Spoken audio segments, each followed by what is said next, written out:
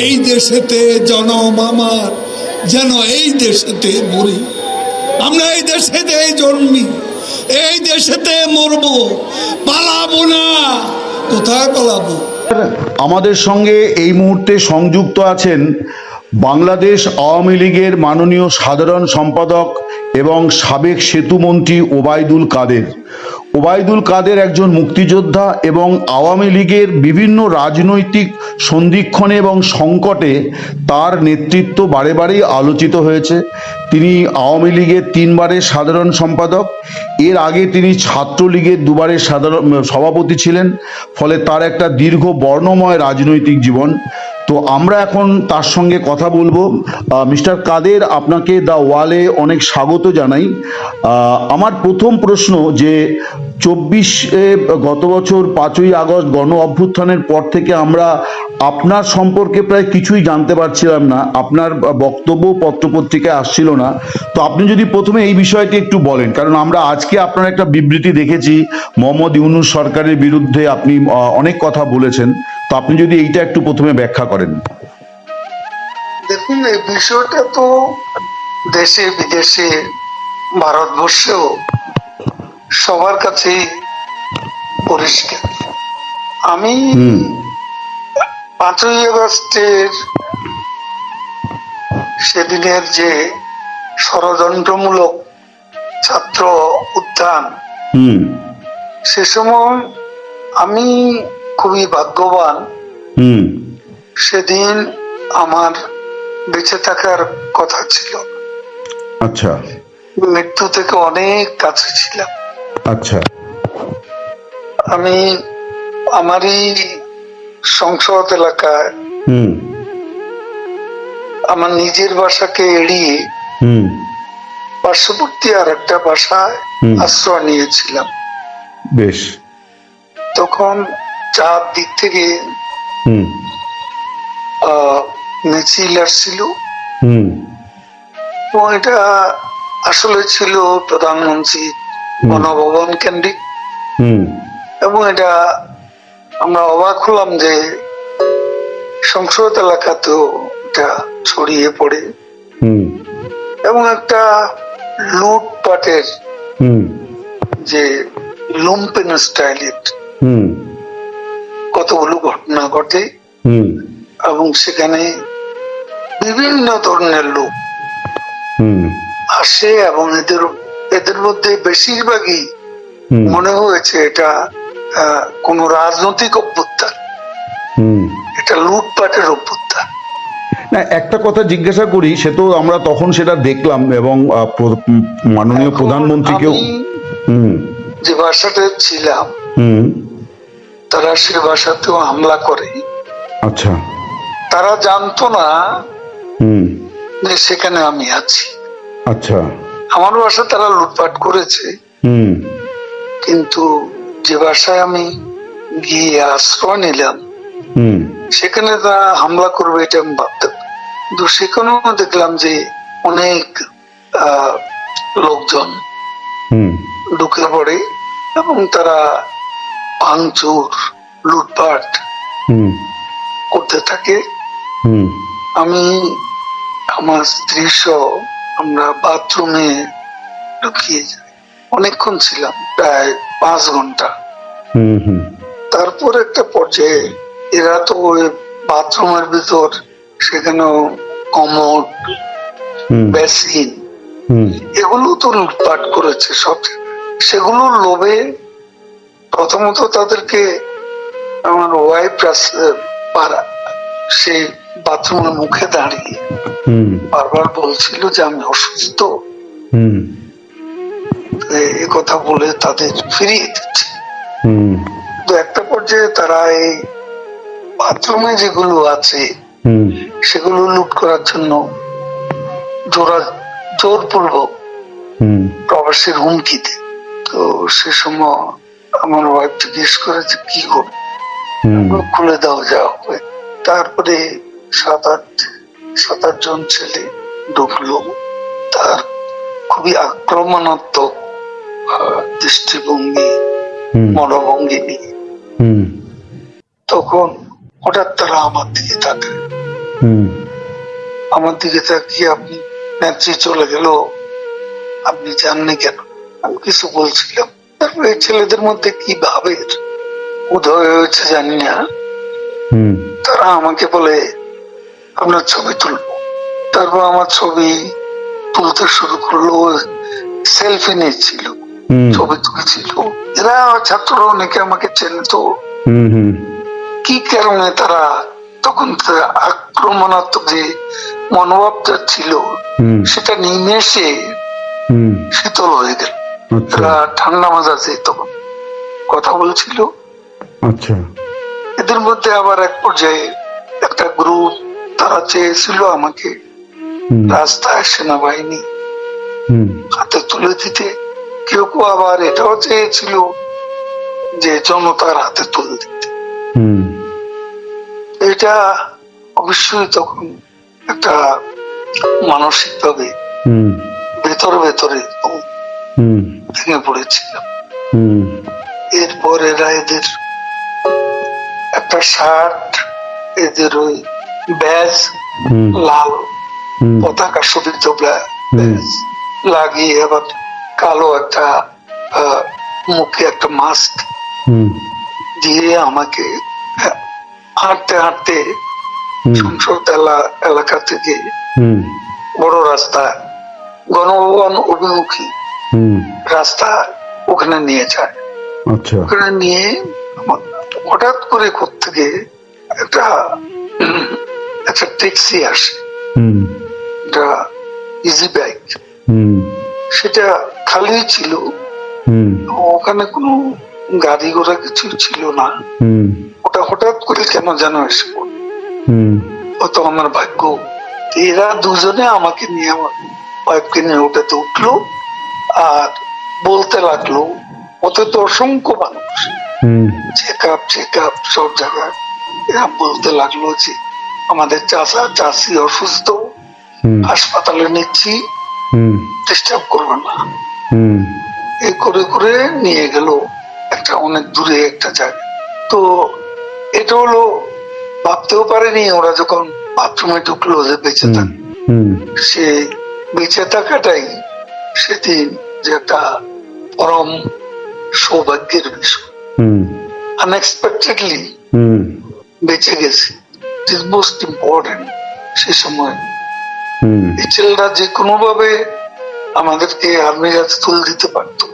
মানুষের রাস্তায় অসংখ্য মানুষ, হুম সেখানে অনেকেই তো আছে আমাদের অপোজিশন, হুম মেরে ফেলতে পারত।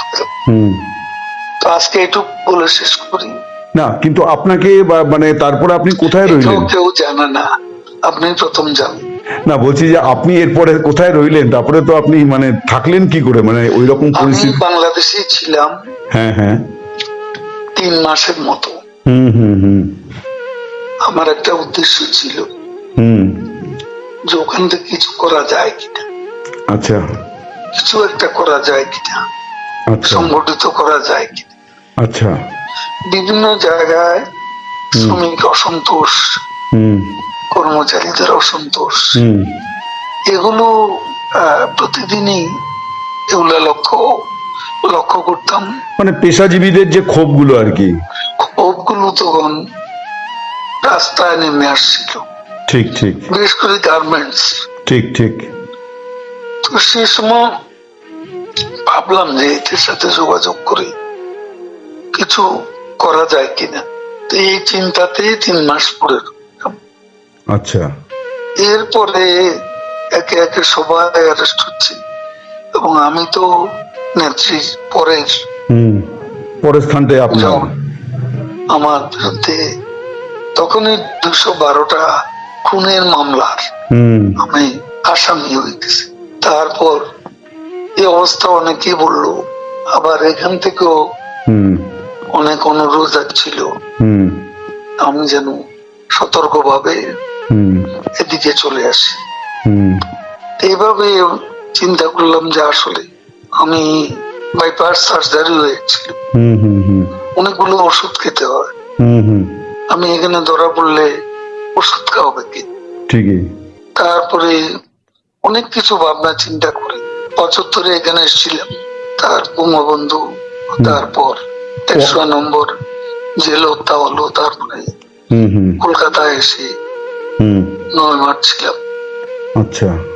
এখান থেকে ফিরে গিয়ে জগন্নাথ হলে একটা বৈঠক করছিলাম অনেক রাতে, ঢাকায় তখন কারফিউ, তো ওখানে আমাকে অ্যারেস্ট করা হয়। তারপরে এরপরে আবার 1/11 পরে তখনও জেল খেটেছিল। তো এই যে বঙ্গবন্ধু হত্যার পরে যে 9 মাস ছিলেন, তারপরে কি আর কলকাতায় আসেননি কোনো কাজে বা কোনো ইয়েতে? না মানে কখনো রাজনৈতিক প্রয়োজনে আসেননি আর কি? আসছি, আমি তখন যোগাযোগ মন্ত্রণালয়ের দায়িত্ব ছিলাম, তখন এসছেন আমাদের ডেপুটি হাই কমিশনার বিজয় দিবসে আমাকে প্রধান অতিথি করেছিল। বেশ। তো একটা জিনিস বলছি, এই যে আপনি রইলেন, তো তারপরে তখন আর কোনো সমস্যা হলো না যে ওই ছেলেগুলো আপনাকে কোথাও পৌঁছে দিল, ওরা আর কি এটা ফাঁস করেনি? তাহলে কি আমি রাতেই ওখান থেকে আবার, কিন্তু এই যে ছেলেগুলো এরকম করলো, এটার কারণটা কি মনে হয় আপনার, যে ওরা যে আপনার প্রতি সদয় হলো, আপনাকে কোনো বাঁচালো? মানে এটা কি হতে পারে যে এরা আওয়ামী লীগেরই তাৎক্ষণিকভাবে ওই সময় বিক্ষুব্ধ হয়েছিল, এরকম হতে পারে? আওয়ামী লীগের হলে তো আমি চিন্তা ঠিকই।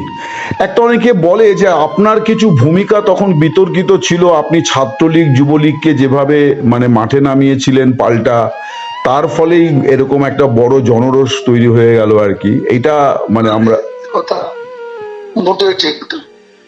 আচ্ছা। আমি কখনো বলিনি যে ছাত্রলীগকে এই অভ্যুত্থান দমানোর জন্য।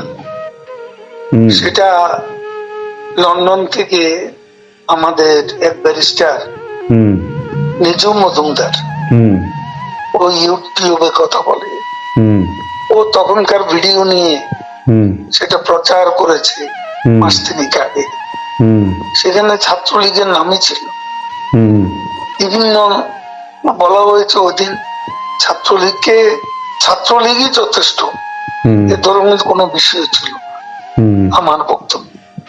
আর আমি পার্টির সেক্রেটারি, তারা আমার মেট্রো রেল পুড়িয়ে দিচ্ছে, তারা আমার সেতু ভবন পুড়িয়ে দিচ্ছে, তারা বিটিভি ভবন পুড়িয়ে দিচ্ছে, তারা আমার অফিস আক্রমণ করতে বারবার আসছে, পার্টি অফিস, তারা গণভবন মুখে আক্রমণ শানাচ্ছে। তো সে সময় আমি কি আমাকে সেভ করব না? আমার দলকে সেভ করব না? আমার নেত্রীকে সেভ করতে হবে না? তখন সে সময় আমি পার্টির সেক্রেটারি হিসেবে আমার উপর সময় আরোপিত যে দায়িত্ব, সে দায়িত্ব আমি পালন করেছি। এটা যে কেউ করতো, আমি ওই জায়গায়, আমার জায়গায় অন্য কেউ থাকলে তিনিও সেটা করতেন। আপনারা 15 বছর ক্ষমতায় ছিলেন, এত বড় পার্টি, আপনারা দেশ তৈরি করেছেন, আপনারা বুঝতে পারলেন না যে এরকম একটা জনমত তৈরি হয়েছে? এটা কেন হলো? এটা একটা আকস্মিক উত্থান। এটা তো শুরু হয়েছে কোটা দিয়ে, শেষ হয়েছে এক দফা। হ্যাঁ, কিন্তু এটা কি একদিনের পরিকল্পনায় হয়েছে নাকি দীর্ঘদিন ধরে? একটা ষড়যন্ত্রমূলক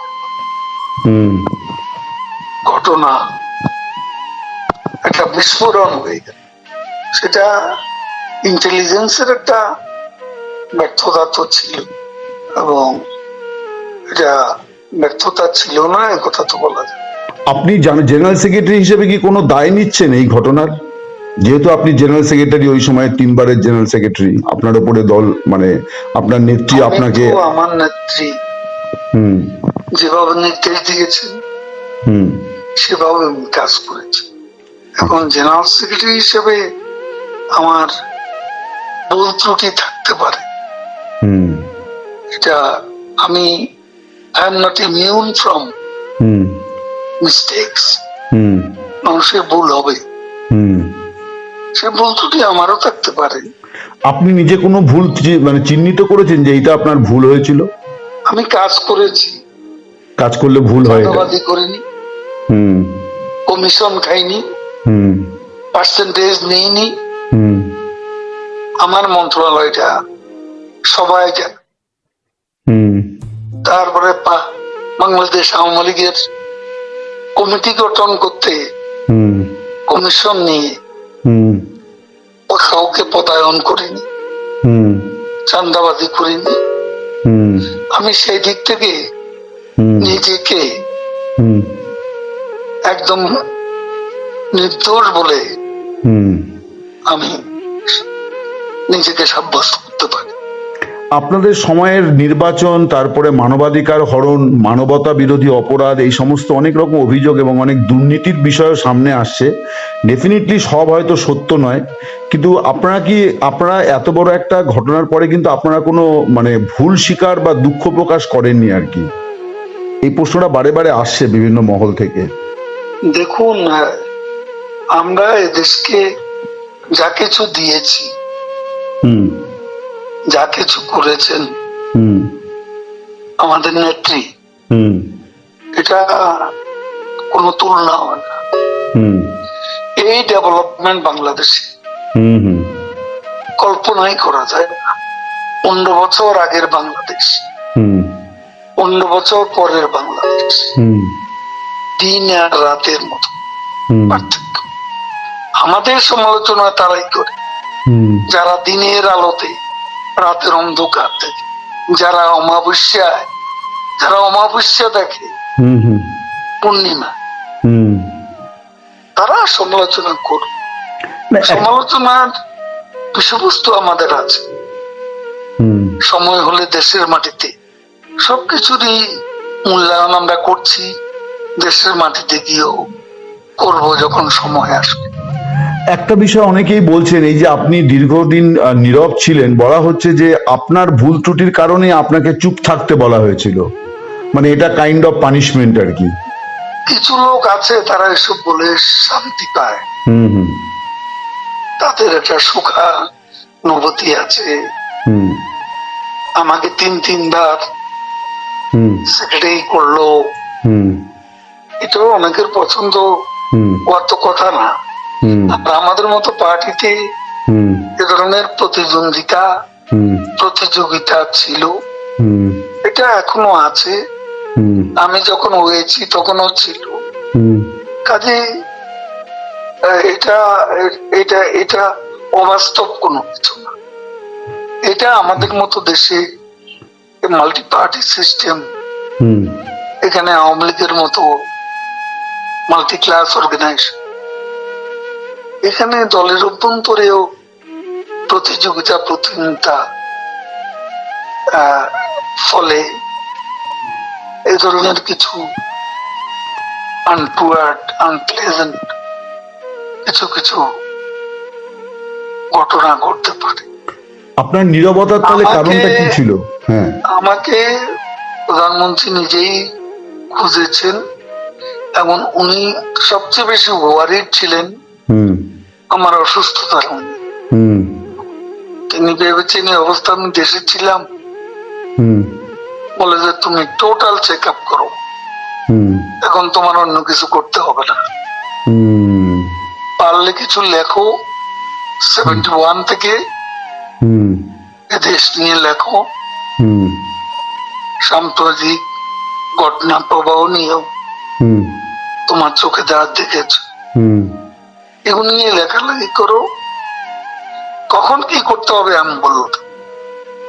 হুম আমি ওনার সঙ্গে কখনো দেখা করতে চেষ্টা করিনি, হুম কারণ উনি যেখানে আছেন হুম সেখানে আমার হাই সিকিউরিটি জোন নেই, হুম সেখানে আমি কেন হুম দেখা করতে চাই?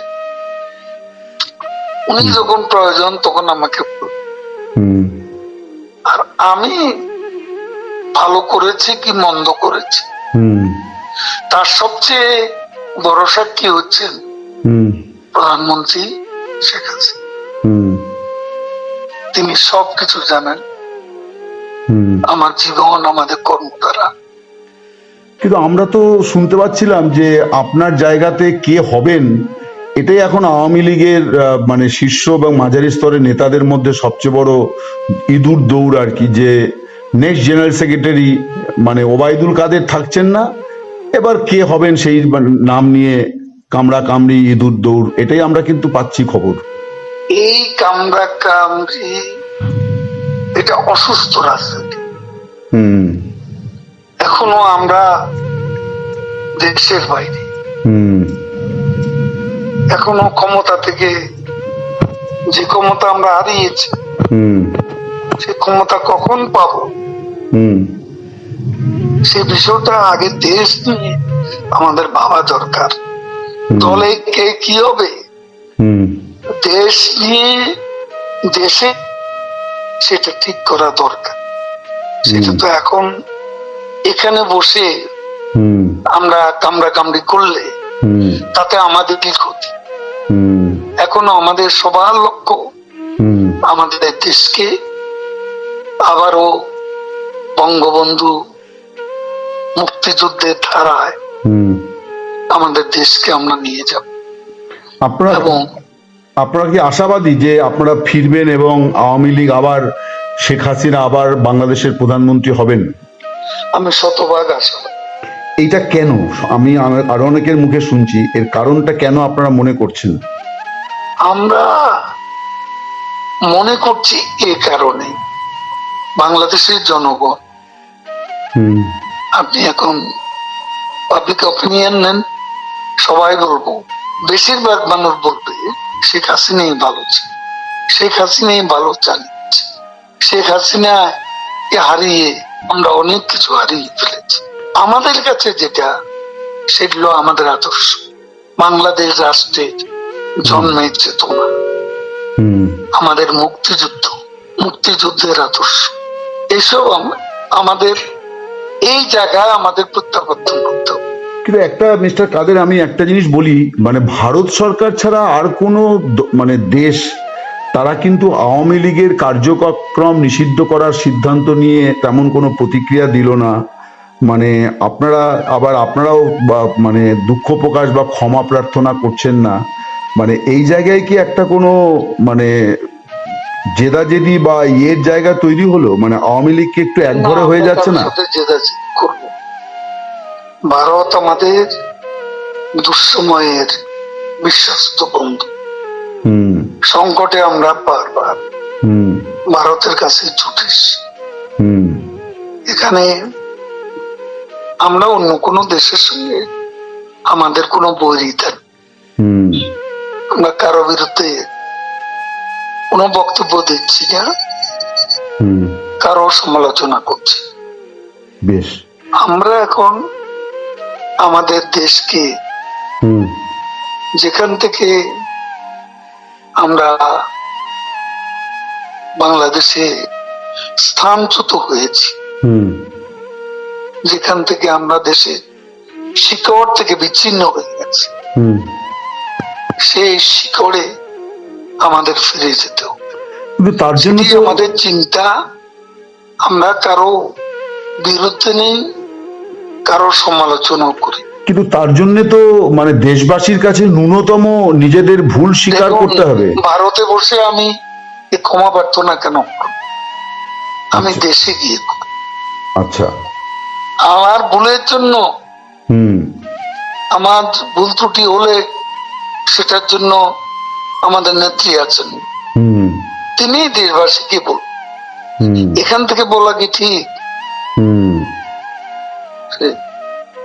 Thank you.